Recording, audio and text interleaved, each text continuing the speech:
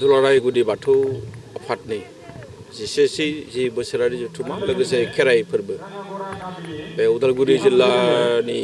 बा उदालगुरि नोगोरनि खोलाहा थानाय जि राङागरा बेवहाय सानथामनि हाबाफारि लानानै खुंथुमो दिनै जोबथा सान आरो बे जोबथा सानाव आङो हांख्रायजानाय आलासि महरै बाहागो लाफैनो मोननानै आं थारैनो गावखौ गोजोननाय मोनदों।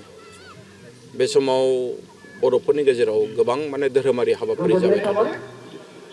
आरो नैबेबो मोनसे जे बर'फोरनि गेजेराव गुदि बाथौ आफाद बिथांमोनहाबो बे हाबाफारिखौ लादों। आं दिनै बेवहाय बर' थुनलाइ आफादनि गाहाय नेहाथारि महरै बाहागो लाफैनानै नैबे बाथ्राखौनो बुंगोन जे बर' फिसाफ्रा जायखि धोरोमावनो थाया मानो गावबागाव धोरोमखौ लानानै जों मोजाङै आवगायनांगौ। बेयो बाथौआनो जा जोङो फोसाबनाय बाथौआनो जा जोंनि ख्रिस्ट' धोरोमानो जा गासैबो धोरोमावनो थाया मानो जोङो गावबागाव जि धोरोम बेखौ जों मोजाङै फालिनांगौ आरो बेखौ लानानै जोङो गावनि न'खर गावनि समाज गावनि रायजो गावनि हादर आरो बुहुमनि थाखाय जों खामानि मावनांगौ। दिनै आं बेवहाय फैनानै जोबोद गोजोननाय मोनदों नैबे खारनाव जे आसामनि गुबुन गुबुन जायगानिफ्राय दाब दाब जायगानिफ्राय जोंहा बाथौ सिबियारिफ्रा बेवहाय ज' जादों आरो बेवहाय जायफोर आलासिफ्रा सफैदों बिथांमोना जोबोद धोरोमनि बिथिंजों लोब्बा लाखिनानै जा बिबुंथि होदों जोबोद बरायथाव। आं बेवहाय लोगो मोनफैदों आसाम आयेन आफादनि मानिजाथाव बुंथिगिरि मुस्रि बिस्वजित दैमारि, जोंनि बिटिआरनि गाहाय मुस्रि प्रमद बर', जोंनि बे जायगानिनो एमएलए चरन बर' आरो जोंनि माखासे समाज सिबियारि जेरै मिलन मुसाहारि बिथांमोननि बाहागो लानाया नैबे हाबाफारियाव मोनसे माइल खुन्थिया होननानै आं सानो। मानोना नैबे जायगायाव मोनसे समाव बर'फ्रा थांनानै थानो हागोन ना हाया बेबायदि मोनसे जेंना फैदोंमोन। गाहायै 2008 मायथाइनि जि जाथाय गाहायै बेवहाय गुबुनारि आरो बर'फोरजों मोनसे गिलु बालु दाङाबाजि जालांबाय आरो बेनि गेजेरजों जिबायदि खहा जाबाय बे जायगायाव, नाथाय दिनै बेवहाय फैनानै मोजां नांफिनबाय जे बर' फिसाफ्रा जायखि धोरोमावनो थाया मानो बिथांमोना बे धोरोमखौ लानानैनो दिनै मोजां मोनसे थासारि लाबोफिननो हाबाय। बिथांमोननि रांखान्थिया दिनै जौगादों, समाजखान्थिया मोजां जौगादों आरो बेजों अनगायैबो जोङो गावनि रायजोनि गावनि हादरनि जों बुहुमनि थाखाय खामानि मावनो बा साननो हनो जों दिनै खाबुखौ मोनदों। बे जोबोरैनो बाख्नायथाव मोनसे मोजां मेसेज दिनैनि नैबे गुदि बाथौ आफादनि 11थि बोसोरारि जथुम्मा लोगोसे खेराइनाय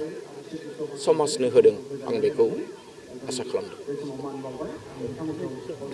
जों गिबियावनो नोंथांमोननि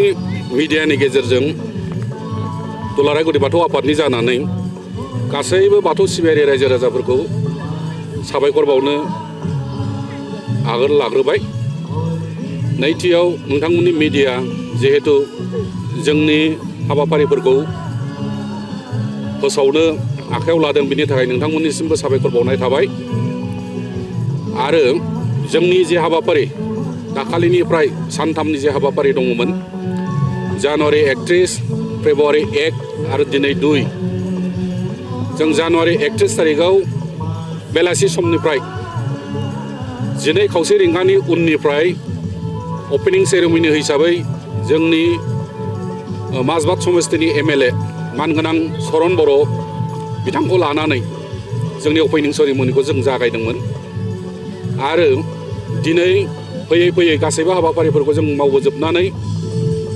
दिनैनि तारिखआव जों दा जोबथा हाबाफारि हिसाबै क्लजिं सेरेमनि दङ। जों क्लजिं सेरेमनिखौ खालामनो थांगासिनो दङ आरो बेवहाय बिनि सिगां जोङो बर'नि देंखोनि रानि आब' सुलेखा बिथांनि नुजाथि फैनायनि देंखोनि गेजेरजों जों दा क्लजिं सेरेमनिखौ खालामगासिनो दं आरो बिनि गेजेराव जोंनि दुलाराय गुदि बाथौ आफादनि बेन्दोङाव थानाय नुजाफैनो हानाय नेपाल हादोरनि, वेस्ट बेंगलनि, मेघालयनि, नागालेण्डनिफ्राय सौफैनो हानाय जिल्ला आफादनि दैदेनगिरि बिथांमोननिसिम जोङो साबायखर बावगोन आरो देग्लायनि सारा आसामाव थानाय जोंनि मोनफ्रोमबो जिल्ला आफादा बाहागो लानायजों दिनै सानथामनि हाबाफारिया खोब गाजा गोमजा जों जेरैबायदि सानदों बिदिनो जाफुंदों होननानै जों गनायनानै लागोन आरो बे आफादनि गेजेरजों जोङो जोंनि इयुननि जे हाबाफारिफोर दङ बेफोरखौ गुवारै सावरायनानै जों मोनसे हाबाफारियाव ज' जानो हादों जे जोंनि सावरायनो गोनां जे थान्दै मेल बे थान्दै मेलखौ एसे दोनथ'नानै बावैसो समनि गेजेराव थान्दै मेलखौ आरोबाव जोङो CWC मेल लिंनानै बेनि गेजेराव जोंहा उननि हाबाफारिखौ जों बोरै लांगोन बोरै लाङा जों लाखादोंमोनब्लाबो बेखौ गुवारै सावरायफिननांगौनि थांखि जों आजावनानै लादों आरो फैगौ बोसोराव जोंनि टार्मिनेटिं सेसन जे 3 बोसोरारि टार्मिनेटिं सेसन दङ बे सेसनखौ जोङो बिबान बादियै चिरां जिल्लायाव खुंफुंनो होननानै थांखि लादों आरो चिरां जिल्लानि बबे खन्थायाव लागोन बबे बियाबनि सिङाव लागोन बेखौ जों दिनै थिग खालामाखै जिल्ला आफादा थिग खालामनानै इयुनाव जोंनो दैथायहरगोन बेखायनो जोंनि जि सावरायनांगौ आयदा धोरोमनि सोमोन्दै साफ्रोमबो आलासिखौ जों जायखौ खावलायदों बेखौ मोनजोबनो हादों जों बुंनांगोन बियो जोंनि मोनसे गिदिर देरहासारनाय ग्रेन्ड साक्सेस बेखौ जों फोरमायनो हागोन खोब बाख्नायथाव आसाम आयेन आफादनि बुंथिगिरि मानगोनां बिस्वजित दैमारि बिथाङा आगोलावनो जों सावरायखानाय हिसाबै दा जोंनो संकस खेराइनि नामै संकस खेराइसालियाव मडेल खेराइसालि लुफुंनो मडेल गारजासालि लुफुंनो आरो मडेल नमा न' लुफुंनो थाखाय जि खोथा होदोंमोन बे बाजेटखौ बिथाङा आगोलावनो जोंनो 5 कौटिनि बाजेट हिसाबै बिथाङा माबादों फोसावखादों हयथ' दिनै बे खोथाखौ बियो बुंलाङाखिसै संकसआव जिहेतु बियो 16 तारिख फेब्रुवारियाव थांगोन बे दिनाव हयथ' फोसावगोन होननानै जों मिजिं थिदों आरो जोंनि बिटिआरनि चिफ मानगोनां प्रमद बर' बिथाङा जोंनो नै एसे आगोलाव दा लुगासिनो कनस्ट्राक्सना सोलिगासिनो दङ हयथ' जों प्रग्रामनि सिगां न'आ कमप्लिट जागोन 50 लाखनि मोनसे गेस्ट हाउस दा लुफुंबाय ओमफ्राय उखुमदोबानो फिनिशिं खालामब्लानो जोब्बाय आरो बिनि अनगायै बेजों एटाच्ड गासै 11 लाखनि टयलेट लेट्रिन उइथ वाटार टेंकि बे जिनिसाबो लुफुंजाबाय आरो बे बिटिसिनिफ्रायनो हरनाय मा होनो अपेन स्टेज बेबो फ्राय कमप्लिट जाबाय जों प्रग्रामाव बाहायहैनो मोनगोन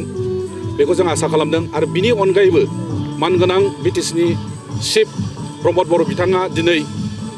50 लाख आरो दा बावैनो हरबावनायनि खोथा होलांबाय बेजों लोगोसेनो आरोबाव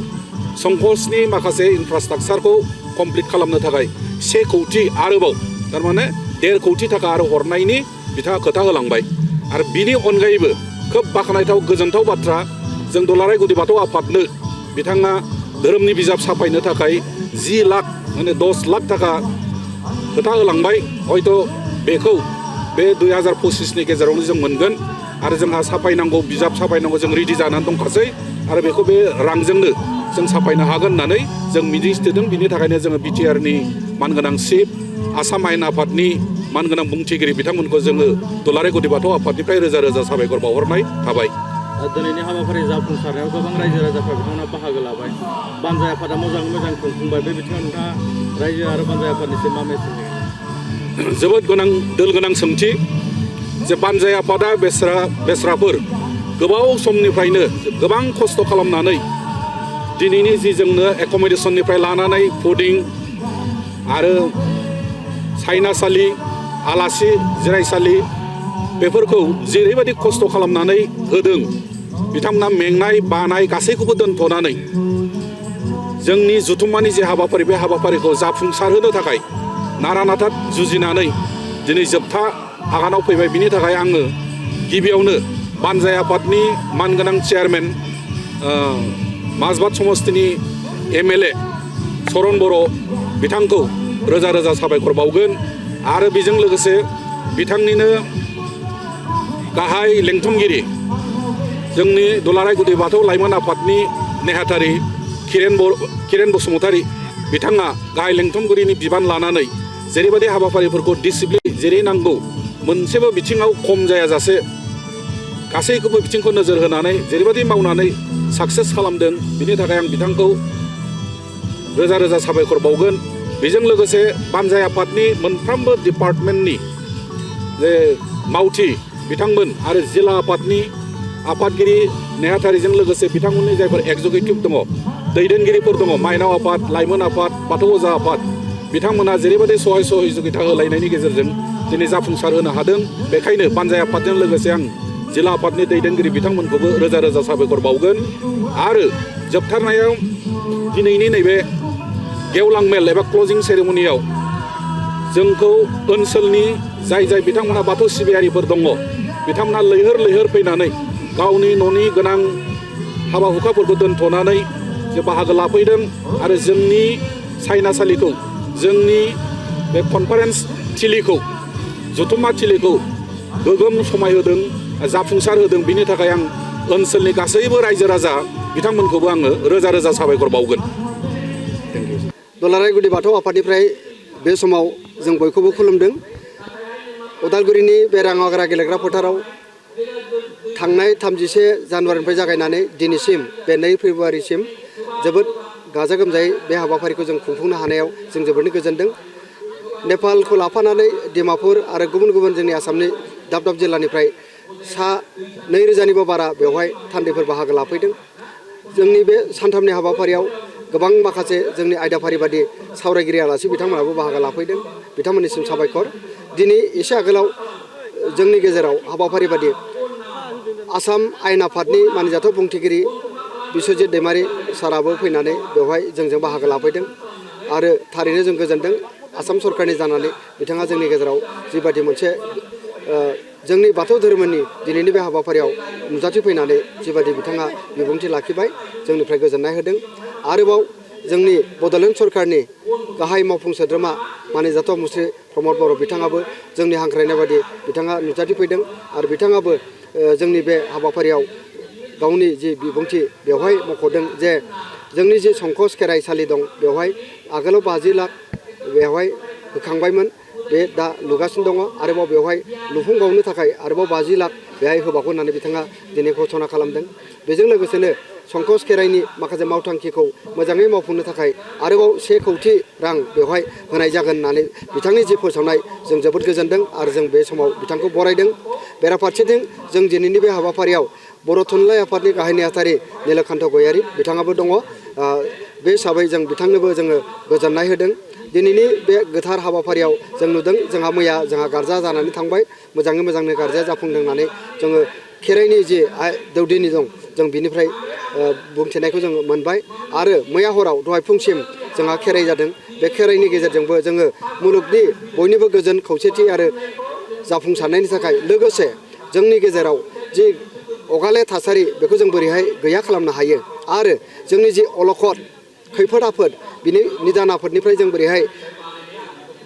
बारग'नो हायो बिनि थाखाय जों बे खेराइखौ होदों। जों मिजिंथिदों बे खेराइनि गेजेरजोंनो खालि दुलाराय गुदि बाथौ आफादनि बे बाथौ सिबियारिफोरनि अनगायैबो जोंनि गासै बर' रायजो राजा एबा बुहुमनि गासै मानसिफोरनि जे गोजोननि थाखाय जों बे खेराइया जादों होननानै जोंहा फोथायनाय दं। जों दिनै आसा खालामदों जोंनि जि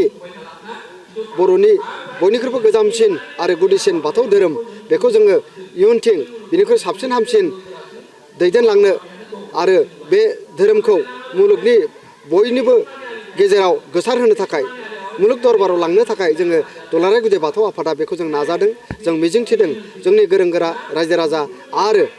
बयनिबो हेफाजाब आरो थुलुंगा मोनोबा जों दिनै बे थांनाय बोसोरफोरनिफ्राय जों दिनैसिम जि थासारियाव फैदों आरो इयुनथिं बिनिख्रुइ मोजांसिन थासारियाव सौहैनो हागोन होननानै जोंहा फोथायनाय दं।